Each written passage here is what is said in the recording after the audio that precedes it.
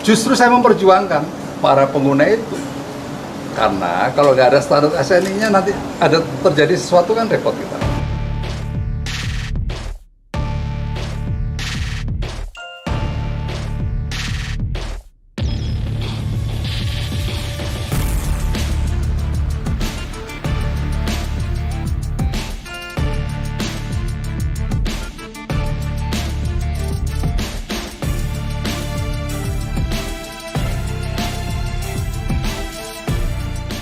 Saya ingin melindungi pengguna kendaraan mobil listrik yang wuling itu menggunakan GPT, populasinya sudah 20.000.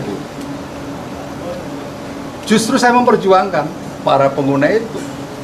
Karena kalau nggak ada standar SNI-nya nanti ada terjadi sesuatu kan repot kita.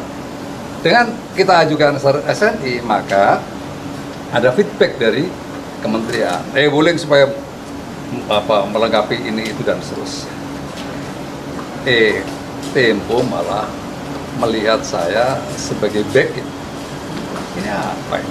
Ya. Gitu. Saya melihat Tempo dalam cover majalah itu, ya, dan opini, ya, ada dalam opini, lihat mereka, menurut saya ya, sebuah bentuk arogansi jurnalistik, ya, bahkan menjurus pada brutal, tendensius, dan kehilangan independensinya. Saya harus tegas mengatakan, ya. Tempo dengan sangat gamblang mengarahkan agar hanya ada satu bentuk charging di Indonesia, yaitu CCS. Apa ini maksudnya?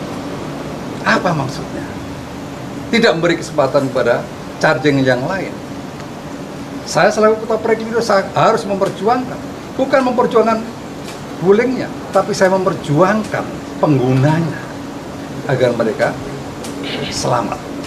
Yang dimana di dalamnya diduga para pengadu tadi, Pak Muldoko sudah menyampaikan ada pengaduan terkait pasal 1 Kode Etik Jurnalistik, yaitu laporan yang harus akurat, berimbang. Kemudian pasal 3 pelanggaran pasal 3 Kode Etik Jurnalistik yang menyangkut antara lain di dalamnya adalah verifikasi, kemudian opini yang menghakimi. Nah, jadi itulah yang diadukan dan kami sudah menerima pengaduan ini dari Dewan Pers dan selanjutnya akan diproses secepat-cepatnya, yaitu pada tahap berikutnya adalah menyidangkan kasus ini.